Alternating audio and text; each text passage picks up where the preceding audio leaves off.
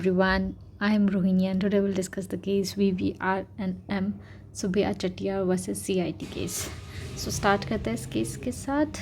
Okay, सो इस case में क्या होता है, करता होता है जॉइंट हिंदू फैमिली का and they R B living in this union and with his family they had a domicile उनका उन्हीं कंट्री का होता है और उनका जो बिजनेस है वो कोलंबो में होता है and but they have some immovable property and a house in the British India. ये केस पुराना है काफ़ी.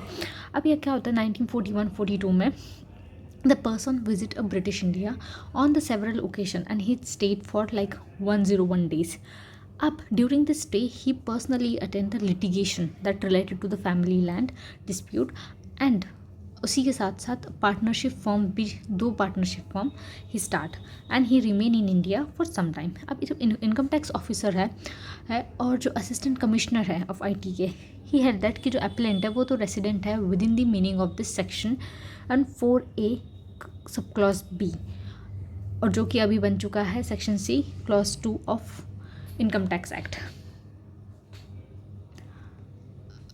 अब इस केस में इशू क्या है कि ये जो सर्कमस्टेंसेस है आप यहाँ पे केस के, तो उस सर्कमस्टेंसेस में क्या जो एसएससी है, ठीक है, वो रेसिडेंट माना जाएगा ब्रिटिश इंडिया का.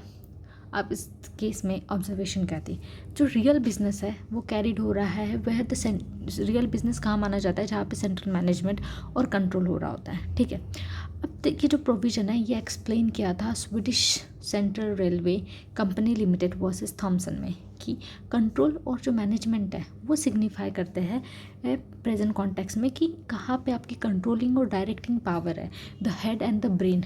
ठीक है, वो उसी को आपका माना जाता है कि कंट्रोल और मैनेजमेंट की प्लेस. तो that's a particular place is जहाँ पे डिग्री ऑफ परफॉर्मेंस मीन्स चाहे वो होली हो would be seen to be recognise a possibility of a seat of such power.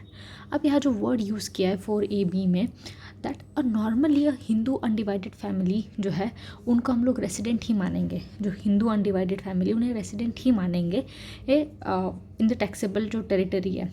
लेकिन जो प्रिजम्पशन है कि भाई ये अप्लाई नहीं करेगा, प्रिजम्पशन विल नॉट अप्लाई अगर केस होता है दैट इज़ जो सेकंड पार्ट है इस प्रोविज़न का उस चीज़ से रिलेटेड. अब सुप्रीम कोर्ट ने इस केस में क्या कहा, जो मियर फैक्ट है यहाँ पे कि जो एसएससी है उसका हाउस इंडिया में और उसकी मदर यहाँ रह रही है, तो सिर्फ ये जो पर्टिकुलर चीज़ है ये कॉन्स्टिट्यूट नहीं करेगी कि ये जो है सीट होगी आपकी कंट्रोल और मैनेजमेंट की. तो ये जो 2 मियर फैक्ट है ना उसके बेसिस पे आप जज नहीं कर सकते हो. ठीक है, अब ये जो एसएससी है अनडाउटेडली वो इंटरेस्टेड पार्टी है लिटिगेशन में, लेकिन सिर्फ मियरली उनका यहाँ इंडिया में आना और लिटिगेशन में पार्ट लेना ये शिफ्ट नहीं कर देता है सीट ऑफ मैनेजमेंट और कंट्रोल को.